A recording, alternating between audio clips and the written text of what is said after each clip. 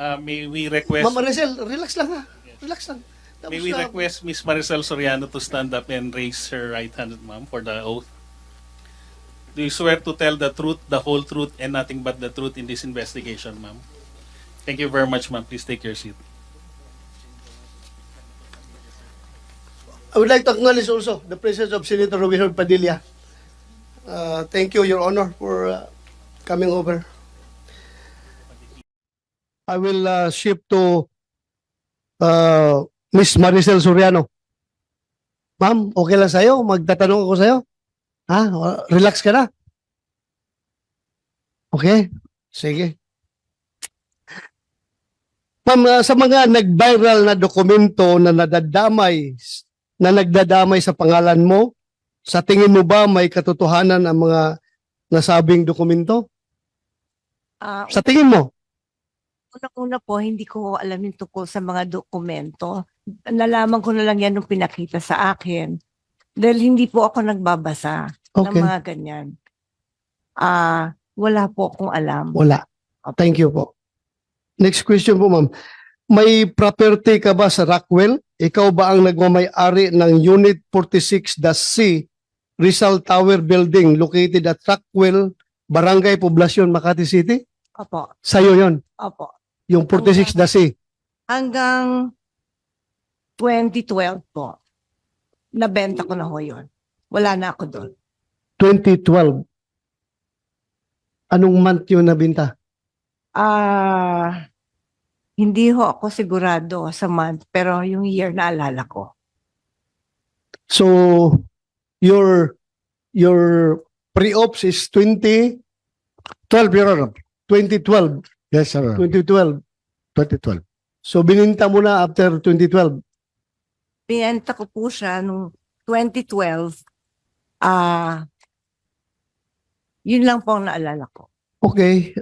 But then you admit na you are the owner and at the same time the occupant of such unit, yung Unit 46, the C. Apo. 2012, bininta mo. Yes, Your Honor. And your pre-ops was 2012. 2012. Your Honor. 2012. March 11. Okay. Thank you.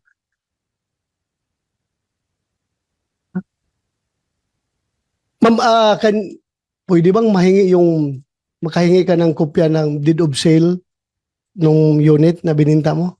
Opo. Ha? Wala. Kung meron kayong Hanapin ko po. hanapin mo. Thank you. Ito rin ma'am, may napabalita in 2011. Two former household workers who lodged a complaint of serious physical injury against Maricel Soriano stated that they decided to flee from the actress condominium unit also because of her alleged cocaine use. Ano po masasabi mo dito sa balita na ito? Hindi po totoo yan. Hindi totoo. Hindi po. Thank you. I just want to get your answer para to set the record straight. Yes po. So hindi totoo yon. Hindi po. Pero totoo na meron kayong dalawang katulong sa bahay na dalawa na umalis, Opo, kasi ninakawan po nila ako. ninakawan kanila. Totoo na binugbog mo sila o hindi? Paano ko naman po bububugin? Dalawa po sila. Okay.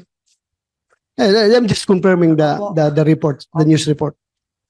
Thank you po ma'am. Maraming salamat for your Salamat cooperation. po. So far that would be all as far as this committee is concerned. Yung confirmation mo lang as to the ownership and occupancy of that unit in the year 2012 when that pre-ops was initiated by Agent Morales.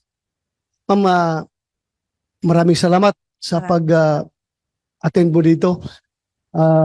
Thank you very much kahit na hindi mukhang wala ka sa magandang kondisyon. You tried to be here. Maraming salamat. Maraming salamat po, Mr. Chair. Ma'am, pwede ka nang magpahinga. Chair, meron lang siyang gustong basahin. You want to, yeah, go ahead. Opo, pwede daw niyang Yes. basahin lang yung Pero, gustong please. basahin niya. Opo. basahin. Please, pakibasa. To. Magandang umaga po sa mga kagalang-galang ng mga senador at sa lahat po ng nandito ngayong araw. Ako po ay nakatanggap ng imbitasyon galing po kay Senador Bato de la Rosa para magbigay ng komento tungkol sa issue na pinag-uusapan dito sa hearing. Unang-unang humingi po ako ng paumanhin dahil hindi po ako sanay sa mga ganito. Alam niyo po, first time ko na po talaga na makatanggap ng imbitasyon na humarap sa Senado. Nakakakaba at nakakatakot. Sa totoo lang po, hindi malinaw sa akin kung bakit po ako naimbitahan sa hearing. Nagtataka lang po ako dahil lahat po ng tumestigo dito ay nagsabing na-verify ang impormasyon, hindi na-verify ang impormasyon ni Mr. Morales at walang investigasyon na naganap. Pasensya na po kung nalilito po talaga ako dito. Gayunpaman, mataas po ang respeto ko sa Senado at sa mga kagalang-galang ng mga senador na nandito ngayon. Lalo na po si Chairman Senator De La Rosa. Sa abot po ng aking makakaya, tutulong ako na sagutin ang inyong mga katanungan. Pero sir, nakikiusap lang po ako sa inyo po. Kung ang usapin ay tungkol po sa mga bagay na may legal na implikasyon po, sana po ay pagbigyan niyo po ang aking abogado na sumagot para sa akin. Hindi man po ako abogado, sir. At sa usapang legal, mas nararapat po yata na ang abogado ko na lang po ang sumagot at magpaliwanag. Kung magkaroon man ho ng legal question, pinapahintulutan ko pong magsalita para sa akin si Attorney Agnes Maranan. Maraming salamat po, sir. Thank you, ma'am. Hindi na mangyari yan dahil sinagot mo na ako kanina eh. Thank you for answering my questions. Salamat talaga. You are answering the questions with all honesty. Thank you very much. Thank you po, sir. Ma'am, pwede ka na siguro magpahinga kasi Salamat kanina ka po. patis na tins dyan. Salamat Pahinga ka po, muna. sir.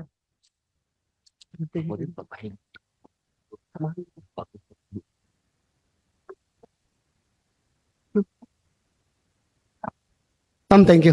Thank you, sir. James Dave Curioso. You're next.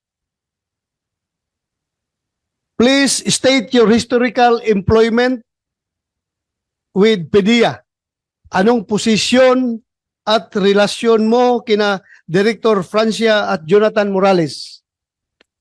Good morning po, Senator Bato de la Rosa and sa ibang senators po kanina. When I was hired for Philippine Drug Enforcement Agency last 2008, it was August if I'm not mistaken, I was hired for a case monitor as a contractual employee po. So the sole ang trabaho ko lang po talaga is to monitor drug cases from other regional trial court ng Manila within Metro Manila. If I was assigned to go to Malabon, I will go there just to monitor the cases for drug personalities. Yeah, well, I would like to acknowledge the presence of Senator Chis Escudero.